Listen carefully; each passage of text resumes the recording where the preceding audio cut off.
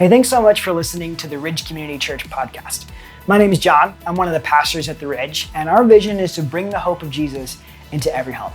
So we want to bring you something hopeful and helpful for your everyday life, whether you've been following Jesus for a while or you're still trying to figure out exactly what you do believe about God.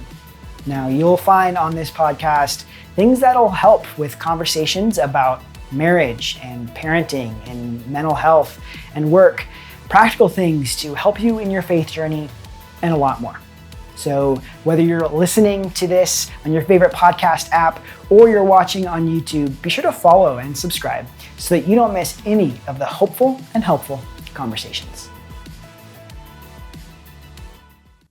Hey everyone, thanks for listening to the Ridge Community Church podcast. And I'm excited to bring you part 2 of a conversation that I got to have with Tyler Volkers about what do you do when you just made a decision to follow Jesus. And in this part of the episode, we really dive into some misconceptions that people might have about following Jesus and once they make a decision to following Jesus. And I think it's really going to give some clarity about things like, hey, what do you do if you feel like you need to be perfect? What do you need to do?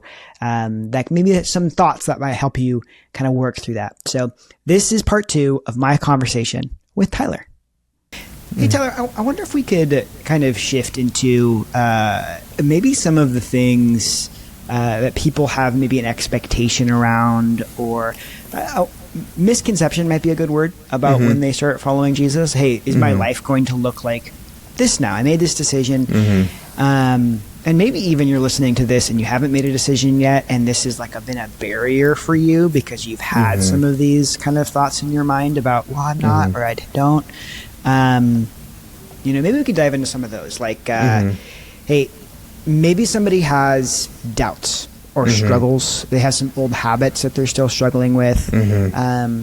Does that mean that their decision to follow Jesus, I'll put it in quotes here, didn't work, or it didn't matter? Like, how would you respond to somebody wrestling with those kind of concepts? Yeah, I think it's a great question. And I think sometimes we put too much pressure on ourselves to say, hey, if I'm going to follow Jesus, then all of a sudden, we either put too much pressure on ourselves or maybe an unrealistic pressure on God to say, hey, I need to be this person now. And everything needs to be fixed and cleaned up.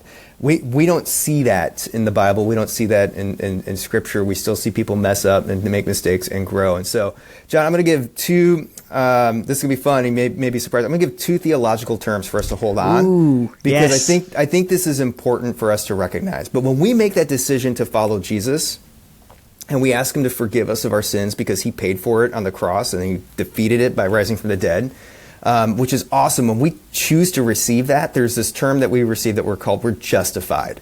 And justified means you don't pay the penalty for your sin. It's already taken care of. It's as if you had no sin. And that's true when you choose to follow Jesus. But then when we want to become someone who loves, looks, and lives more like Jesus, we don't that right out of the gate. Instead, we become that person. And that's a process that theologians will call sanctification.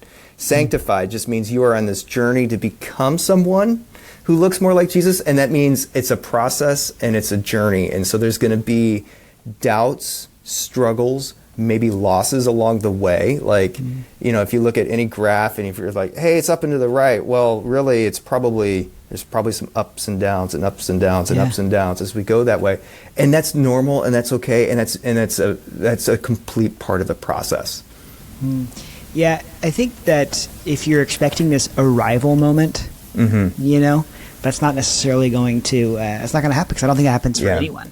Yeah, right? It's where I think a lot of times we think, hey, I'm following Jesus because Jesus is going to forgive me of my sins so that I can go to heaven after I die. Like, hey, get me into heaven.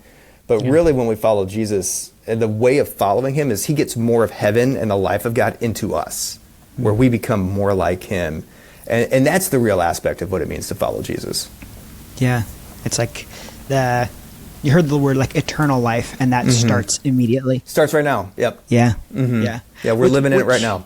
Yeah, and frankly, if there's somebody that says, like, if somebody's a follower of Jesus and they tell you that they've never had doubts, they've never had struggles, I have a lot of questions for them, because I've never met I've never met someone. Yeah, that didn't. I went through a significant period of some doubts and stuff that was like, oh, definitely in college. And then, then you have questions as you kind of come through, and then you wrestle through it. And every other person I've talked to who's been following Jesus over a long period of time, they've had that. That's normal. And if you go to God with those doubts, the great thing is he usually strengthens us rather than letting those doubts take us out. Yeah. What would you say to somebody who feels this pressure to be like a perfect Christian? Now that may be, however you take that, right? That could be like behaviorally in terms of like, all of a sudden now I don't do all these things that I didn't do, or it could be in the opposite of now I do everything that like a good Christian, quoting again, does. Yeah. John, that was a lot of my story. I was part of a place that really focused on the two B's. Meaning, hey, I had to believe all the right things and I had to behave the right way. Yeah. Here's the challenge that I think we run into this, and I was talking with a friend about this yesterday, was we put that pressure on ourselves and how we perform. And really, then if we get stuck in a habit or something like that, we think it's on us to break us free from that. Well, here's the truth. I mean, our sinful nature is there, and we're going to give into it if it's just on us. So we need to lean on Jesus to deliver us from this. And here's the great thing. I think we realize that Jesus is defeating that in our life, and he's delivering us when we can say, Jesus, thank you for freeing me from that habit. Because it wasn't what I've done. It says, I've begun to follow you and to know you. You've changed my desires. You've changed these behaviors. You've given me the wisdom to put the right boundaries in place. Like, this isn't any of the work that I've done because I'm a mess, but because I'm following Jesus and I'm following him, he's bringing about that change. And so it's no longer, hey, look at me, the super Christian, because there's not such a thing. I still need Jesus every day today, at 40 years old, as much as I needed Jesus when I was 16. But man, look at what Jesus saved me from. And Jesus is the perfect one. It's not me. Yeah.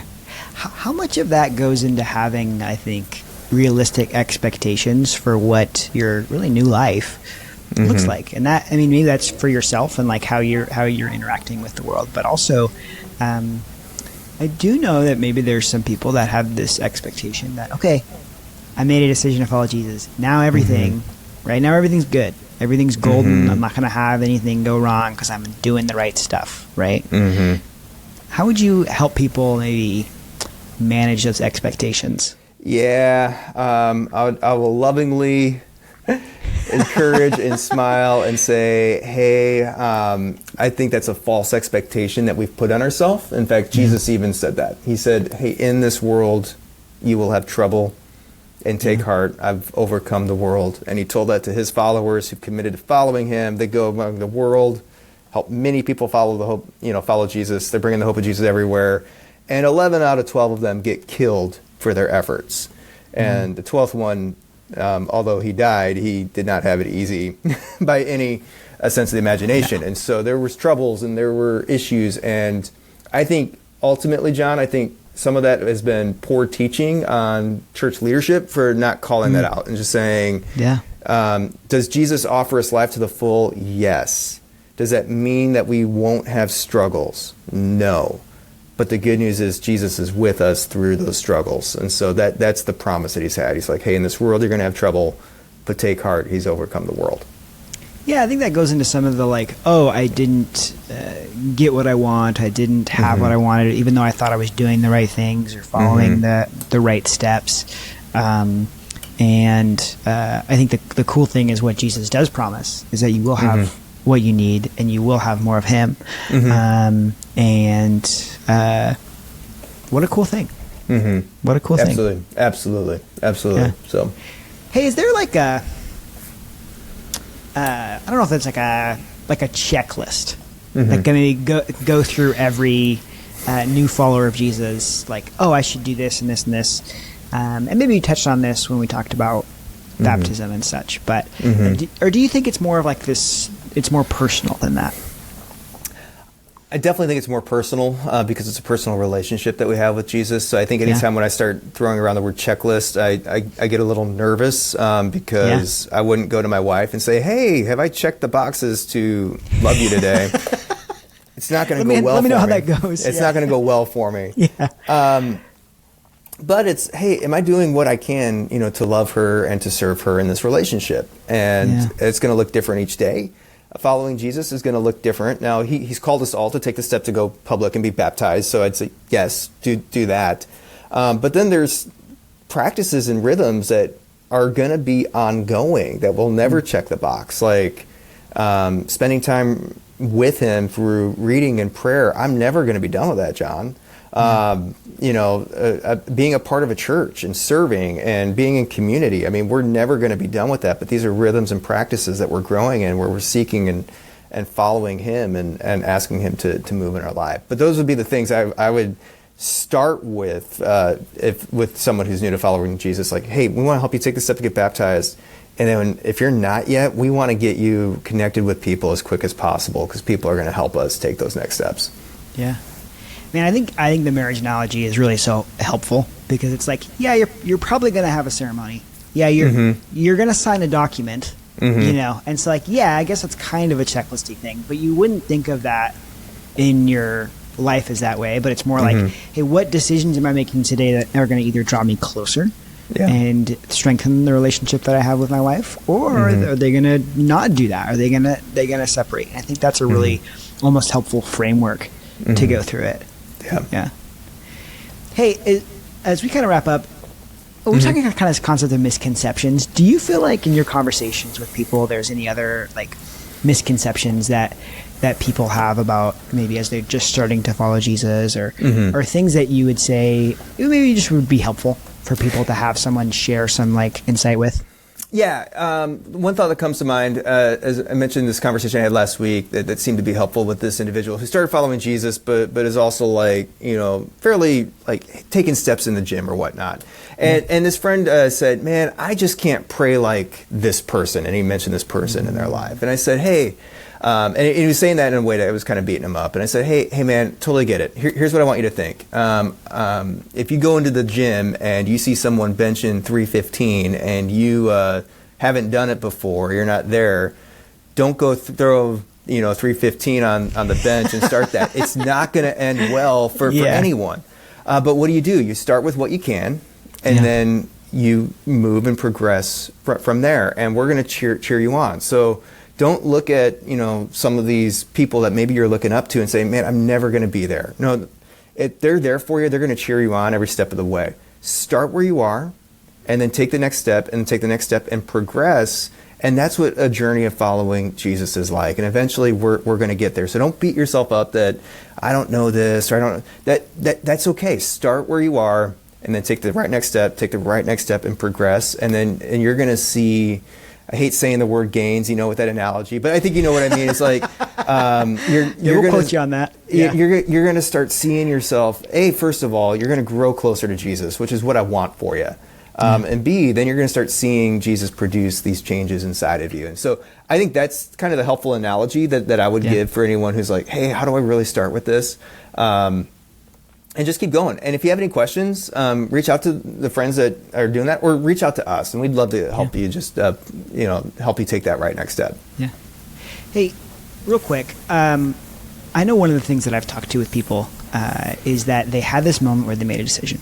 And it feels like, I call it a mountaintop type of experience, like incredible experience. And then, like all things, the farther you get from an event or a decision or something that happens that's significant in your life, some of that, I don't know if the memory fades, or the same feelings that you had kind of grow like less so.